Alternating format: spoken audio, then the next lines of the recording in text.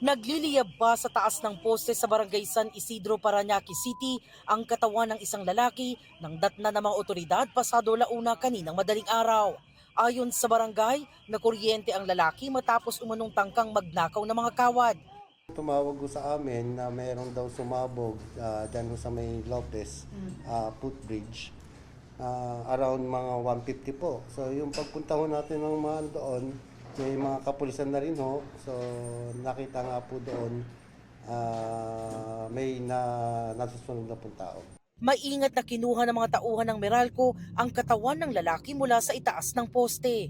Sa imbestigasyon ng mga otoridad, nahuli umano sa akto ang 39 anyos na lalaki habang pinuputol ang mga kawad sa poste ng Meralco bago ito tuluyang nakuryente. Nagdulot ng circuit tripping ang insidente, kaya pansamantalang nawala ng supply ng kuryente ang mga customer ng Meralco pero hindi naman daw yan nagtagal.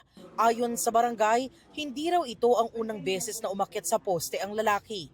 So siya po, meron din po siyang mga record dito, mga blotter na kumbaga ano siya sa nakawan din po. Involving mga kable. Opo yan, mga ganyan. Inabutan namin na nagtutulos ng kandila ang mga kaanak ng nasawi sa ibaba ng poste. Pero umaapela ang kaanak na sa publiko. Huwag naman daw sana siyang husgahan. Panawagan ko sa publiko dati. Hindi na po nila nakita yung totoo, yung kaka na kwento. Huwag sila magsabi ng anong nangyari.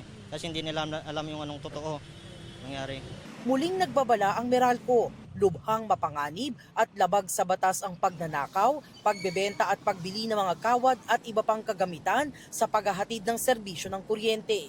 Panawagan ng Meralco sa publiko, huwag makibahagi sa ganitong gawain at agad i-report sa kinauukulan ang anumang kahina-hinalang aktibidad.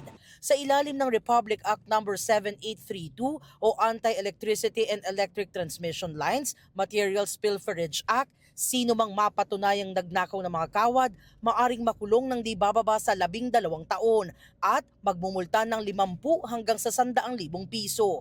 Ang mga bumibili naman ng nakaw na kawad ay mananagot sa ilalim ng anti-fencing law at maaring makulong.